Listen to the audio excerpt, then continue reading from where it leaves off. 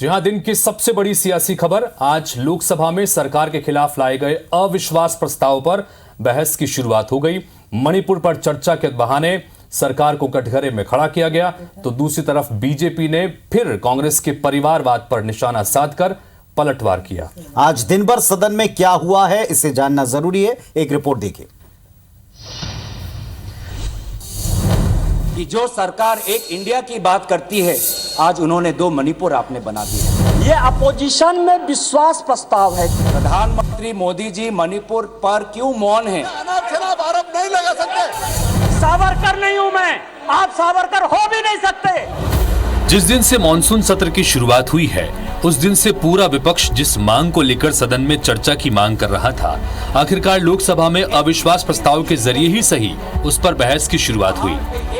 कांग्रेस सांसद गौरव गोगोई ने अपने अविश्वास प्रस्ताव पर 35 मिनट स्पीच दी। इस दौरान उन्होंने मणिपुर हिंसा से लेकर विदेश नीति तक के मुद्दे पर सरकार को घेरा और कहा कि पीएम मौन हो गए हैं। विपक्ष के अविश्वास प्रस्ताव का मकसद पीएम के इसी मौन को तोड़ना है।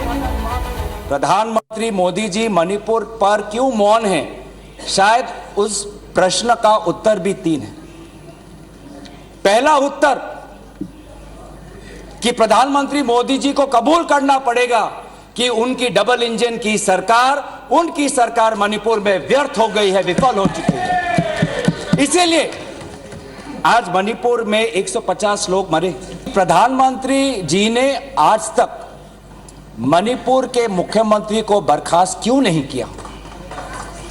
आपने गुजरात में जब निर्वाचन आए, गुजरात में जब आपको अपनी राजनीति करनी थी, तो गुजरात में मुख्यमंत्री बदल दिए, एक बार नहीं 2 बार। उत्तराखंड में निर्वाचन आ रहे थे, तो उत्तराखंड में 1 बार 2 बार 3 बार 4 बार शायद आपने मुख्यमंत्री बदल किए।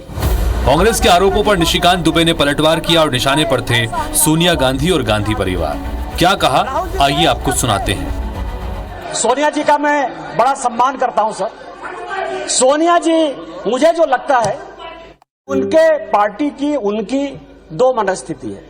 वो एक हिंदू सभ्यता संस्कृति में बिलीव कर रही हैं, इसीलिए अलौकिका पंडिता की तरह जो पूरा किताब में लिखा हुआ है कि क्या क्या करना चाहिए एक भारतीय नारी को, उसका पूरा का पूरा पिक्चर सोनिया जी देती है।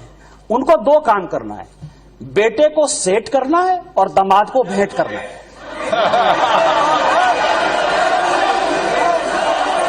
ये जो INDIA बना है सर, ये INDIA, यहां जितने लोग सांसद बैठे हैं ना, उनको रैंडम यदि आप पूछ लीजिए अपोजिशन वाले से कि INDIA का क्या फुल फॉर्म है, शायद कुछ ही लोग होंगे जो बता पाएंगे।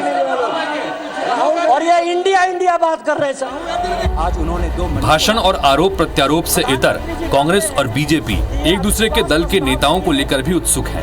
कांग्रेस मामले में पीएम मोदी का भाषण चाहती है।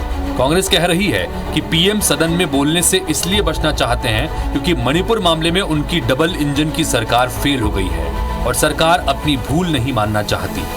तो आज जब गौरव गोगोई ने बोलना शुरू किया, तो बीजेपी ने भी हंगामा किया और निशिकांत दुबे ने तंज भरे लहजे में कहा कि हमें लगा था कि राहुल जी बोलेंगे, लेकिन गौरव जी बोल रहे हैं। मैं ये सोच रहा था कि राहुल जी बोलेंगे, क्योंकि मीडिया में तरह तरह की खबरें आ रही थी, लेकिन लगता है कि शायद राहुल जी आज तैयार नहीं थे, देर से उठे होंगे,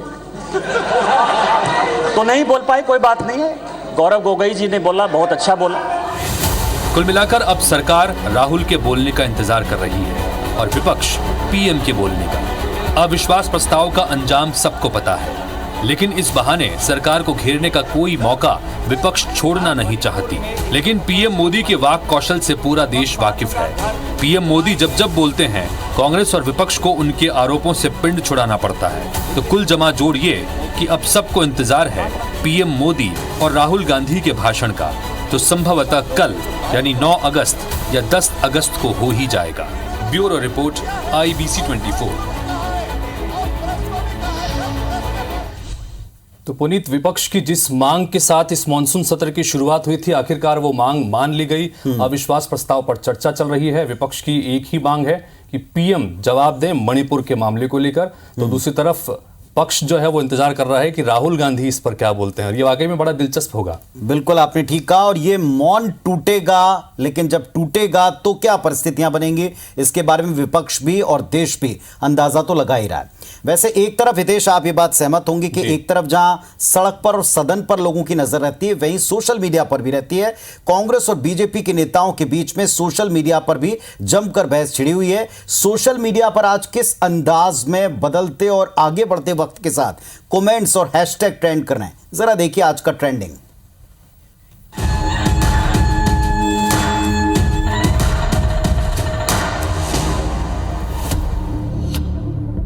दुनिया जहान में चाहे जो, सोशल मीडिया पर सब मौजूद होता है, कभी किसी वीडियो के साथ, कभी किसी फोटो के साथ, तो कभी किसी हैशटैग के साथ। आज भी सोशल मीडिया पर सियासी खबरें सुर्खियों में हैं। जैसे ही लोकसभा में अविश्वास प्रस्ताव पर चर्चा शुरू हुई और कांग्रेस की तरफ से गौरव गोगोई ने बोला, तो hashtag no confidence motion trend करने लगा।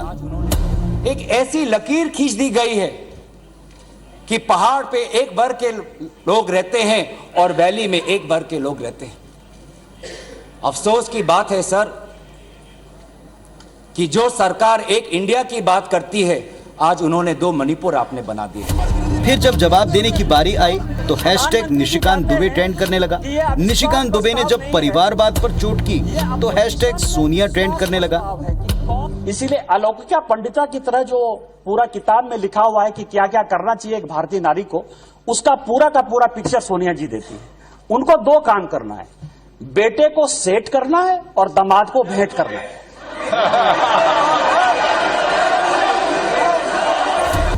दोपहर होते होते जब राहुल गांधी का पुराना सरकारी बंगला लौटाने की खबरें आई तो राहुल के साथ साथ हैशटैग तुगलक लेन बंगला ट्रेंड करने लगा। मेरा घर पूरा हिंदुस्तान है। मेरा घर पूरा हिंदुस्तान है। कुल मिलाकर सदन के अंदर अविश्वास प्रस्ताव पर बहस हुई तो सोशल मीडिया पर इसके हर छोटे बड़े किरदार हैशटैग के बहाने वर्चुअल वर्ल्ड में तैरने लगे। तो हितेश, तभी तो हम कहते हैं कि आज की तारीख में जमीन पर जितनी लड़ाई लड़ी जाती है सियासी, उससे कहीं ज्यादा सोशल प्लेटफॉर्म्स पर लड़ी जाती है। तभी तो आजकल digital army, social army, digital war room, social war room, ये सब बनाने पड़ते हैं। बहरहाल ये जो कुछ भी है, इन सब पर आपकी अपनी राय क्या? आपके पास में भी एक हैशटैग है साहब, सरकार ऑन IBS24, इस पर आप भी फौरन अपनी प्रतिक्रिया दे सकते हैं, अभी दे सकते हैं, और 24 घंटे में जब आपका मन करे तो हैशटैग सरकार ऑन IBS24, इस पर अपनी बात आप जरूर रखा करें।